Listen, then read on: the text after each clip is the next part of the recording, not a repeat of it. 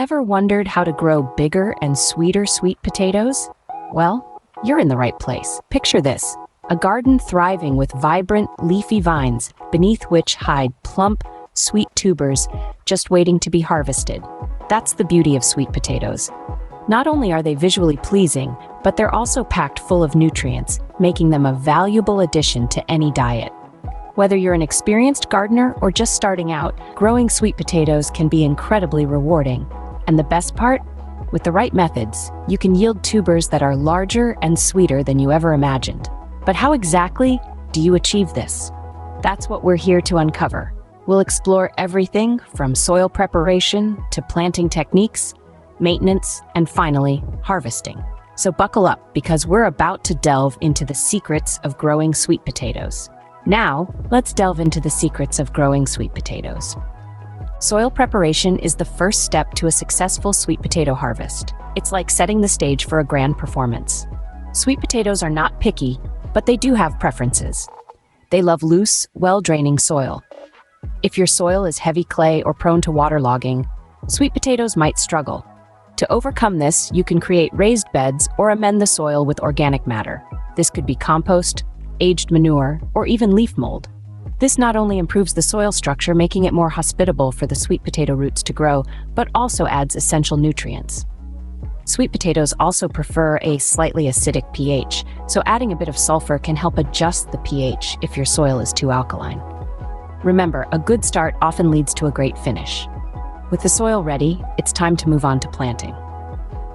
Unlike regular potatoes, sweet potatoes are grown from slips. So what are slips? Well, they're small sprouts that emerge from mature sweet potatoes. You might see them as tiny green spikes poking out if you've ever kept a sweet potato around for a bit too long. This is where the magic of new life begins. To prepare your slips, you can either purchase them from a trusted nursery or, for a more hands-on approach, propagate your own. It's simpler than it sounds. All you need is a sweet potato. Suspend it halfway in a jar of water. Over time, the submerged half will sprout roots, while the exposed half will produce shoots. These shoots are your slips. Once your slips are ready, it's time to introduce them to the soil. Picture a line of tiny green soldiers standing about 12 inches apart. That's how you want to arrange your slips, each in their own spot, with just the green tips peeking out of the soil. Rows should be about 3 feet apart to allow ample space for the spreading vines. After planting, it's crucial to give them a good watering. This helps settle the soil around the slips and provides vital hydration for their new journey.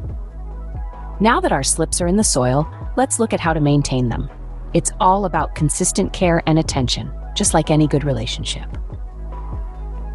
Sweet potatoes require consistent moisture throughout the growing season. This means it's crucial to water them regularly, especially during dry spells. Not too much, not too little, just enough to keep the soil moist. This is where mulching can come in handy. A good layer of organic mulch around the plants can help retain soil moisture, suppress weeds, and even enrich the soil as it breaks down over time. Now you might be wondering, what about the sprawling vines? Well, these vines are not only a charming part of your garden, but they're also quite useful. As they spread out, they create a natural canopy that shades the soil, keeping it cool and preventing the tubers from becoming sunburned. So, let them roam and climb. They're doing more good than harm. Just like any other plant, sweet potatoes can sometimes attract pests and diseases. Regularly check your plants for any signs of distress. If you notice any yellowing leaves, spots, or pests, address these issues promptly. There are plenty of organic solutions available that can help keep your sweet potato plants healthy and thriving. Remember, growing sweet potatoes is not a race, it's a journey that requires patience, care, and a bit of gardening know-how. But trust me, the reward is worth every bit of effort, and now we wait. But what exactly are we waiting for? Let's find out. After about 90 to 120 days after planting, it's finally time to reap what we sow. Yes, you heard right. The moment we've all been waiting for. Harvest time. It's when the sweet potato vines start to yellow and wither, signaling that the tubers beneath the soil are ripe for the picking. This usually happens around 4 months after planting, but it can vary depending on the variety and growing conditions. Now, harvesting sweet potatoes isn't as simple as pulling them out of the ground. It's a delicate process that requires a bit of finesse. You see, sweet potatoes have a thin skin that can be easily damaged, and any cuts or bruises can lead to spoilage. So let's do this right. First, gently dig around the base of the plants using a gardening fork or a broad, flat spade. Be careful not to dig too close to the base, as you might accidentally spear a sweet potato. Trust me, you don't want to ruin your hard-earned harvest. Once you've loosened the soil, reach in with your hands and carefully lift the tubers out. Feel the weight of these beauties and take a moment to admire the fruits of your labor. You've earned it. After harvesting, let the sweet potatoes dry in the sun for a few hours. This helps to cure the skin and extend their shelf life. Then, store them in a cool, dark place, and they'll keep for months. Just imagine all the delicious dishes you can create with your homegrown sweet potatoes. And that's how you grow sweet, plump, and large sweet potatoes.